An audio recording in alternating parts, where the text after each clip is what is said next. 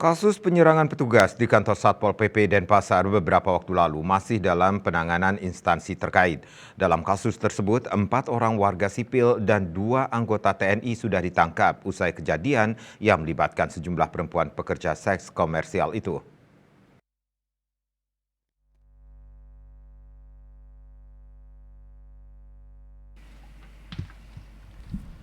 Kasatpol PP Denpasaran Agung Ngurah Bawo Nendre saat dikonfirmasi masalah ini mengatakan kasus ini ditangani oleh pihak kepolisian untuk warga sipil, bahkan untuk sidangnya di pengadilan baru dilaksanakan setelah pemilu. Pihaknya mengaku belum tahu apakah kasus tersebut sudah P21 dan dilimpahkan ke kejaksaan. Namun yang jelas pihaknya mengatakan jika sidang digelar usai pemilu, Bawo Nendre berharap agar pelaku ditindak sesuai aturan. Diberitakan sebelumnya, kantor Satpol PP Denpasar 26 November 23 diserang sekelompok orang. Penyerangan ini dilatar belakangi sidak di kawasan lokalisasi Jalan Danau Tempe dan diangkut sebanyak 33 orang yang diduga PSK tanpa identitas. Mereka diangkut ke dalam 3 mobil patroli milik Satpol PP dan dibawa ke kantor Satpol PP.